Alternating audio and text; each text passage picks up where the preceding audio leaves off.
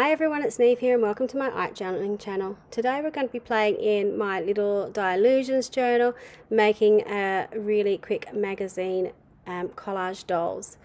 So I've got this background in my little Disillusions journal, which is just white paint through a stencil. I think it's Stencil Girl stencil. And I'm going through to create some magazine collaged magazine dolls or art dolls, and basically what that involves is me going through a magazine and tearing out eyes or faces or body shapes and cutting them out. So this isn't necessarily the most interesting of starts to a video, but it gives you an idea of where I collect my images from. And I'm obviously not going to use all these images, but by having the choice here, it allows me sort of to audition and see what I like, what I don't like, what I'm going to use of it. So you can see with that picture of Drew Barrymore, I just chopped straight into her face because I just wanted the eyes and the lips. I didn't want the whole face. In some of them, you will find really stunning eyes. In some of them, it might be a really strong lip shape. Others, it might be really cool hair. If you're not sure how you're going to use it, be a bit more forgiving with the image you're cutting out. And cut out the whole image, but you might chop it up into bits later. But at this stage, when I do these things, I'm pretty snip happy and I can cut heads off without much guilt these days. So that's what I do. So shapes like this, magazine collages, where you've got bags over your shoulders, you've got different poses on bodies, are really, really handy as well. One of the things about magazine collage is the change of proportion. So you want to have larger heads and smaller bodies, or a smaller body and a huge head. That's what makes it really interesting. That's what makes it really quirky. So once I've got a body, you can see me sort of going through and thinking, okay, what head am I going to put on this? How am I going to make it look interesting? How am I going to change it around? So it is a bit frustrating. I do apologize with the light on the magazine. It gets a bit shiny. You can see there I've sort of started off with small body and bigger head.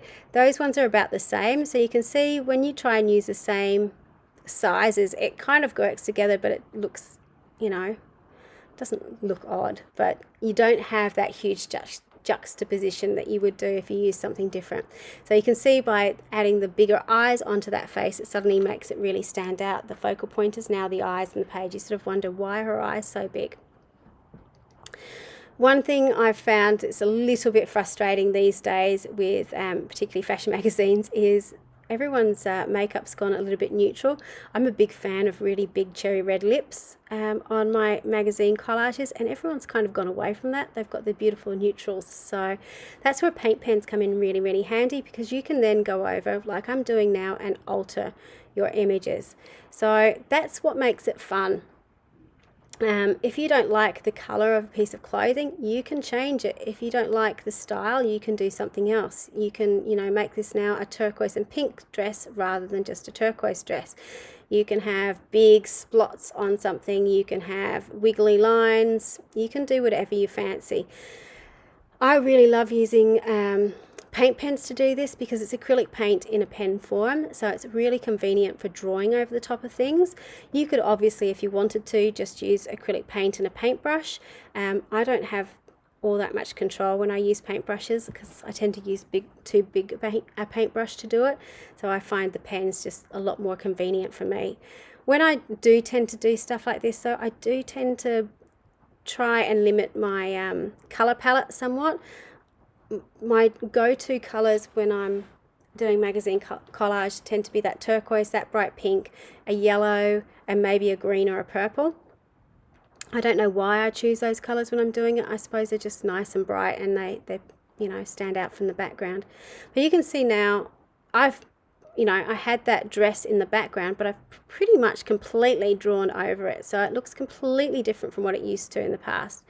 The other thing that helps take the magazine collage, I suppose, to that more cartoony type effect is by redrawing over everything with a black pen. So I'm using a foodball pen to draw over everything. You could use a fine black Posca paint pen to do that as well. If you're using the foodball pen, I do suggest drying it off because it will smear somewhat if you put your hand straight back over it. So yeah. learn from my mistakes, try it off in between. But you can sort of see, just even from putting the black in that girl's hair, it's suddenly sort of got that cartoony 2D effect, which I really, really love. So once I've finished with one, now I go on to the other. And again, I'm using similar colours. So I'm not pulling out everything in the kitchen sink as yet, but I am sort of using similar colours that I have in the back, in the other page, which gives it that opportunity to sort of be really different and quirky, but kind of have a little bit of relevance to each other. So they kind of belong to each other. She says as she pulls out two completely different colours. Do as I do, not as I say. Or do as I say, not as I do. I can't remember what that quote is. There you go. So I'm putting in the black lines. Black and white is always good in these sorts of things. They obviously black stands out really, really well, and you get that beautiful contrast. So again, it just helps to make it look fantastic. So I am going in and outlining everything with my black football pen. So you can see even around the collar and around the pockets on there, you know, you can add in the extra details of buttons and so on to make it look the way you want to. So I've got my person with her head on, and now I'm putting big lips and a big eye. Then I'm putting in my hair color again and adding some extra detail with the white.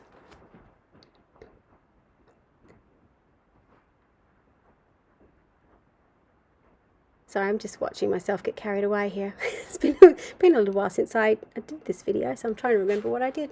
One of the things I always do with my collages with figures, in whether I've drawn them myself or they're from a magazine, is I always go back and put in the whites of the eyes and put in the catch-alls of the eyes. It just helps everything, helps the eyes become the focus of the page again.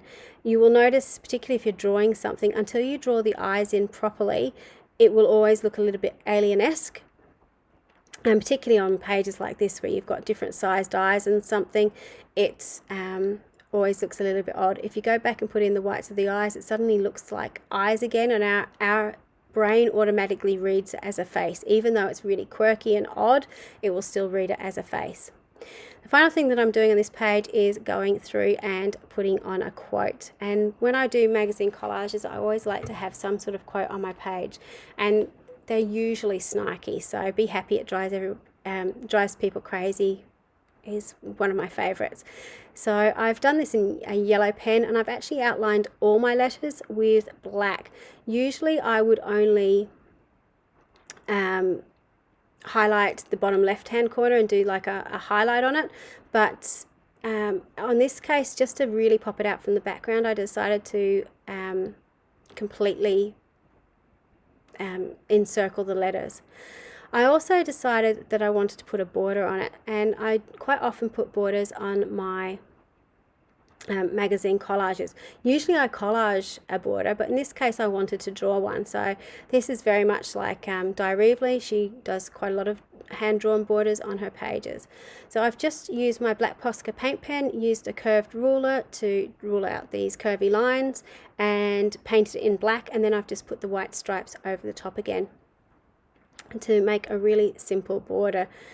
I also chose to use the yellow to go about, and that kind of echoes my quote on this page, to frame it somewhat, to make it stand out from the background, because the background was already black and white. So even though the pattern stood out from the background, having that little bit of pop of yellow on it helps it make it, you know, really stand out from the background. So here is a close-up of the finished page. You can see that those two dresses in particular are completely different from how they began life out of the magazine.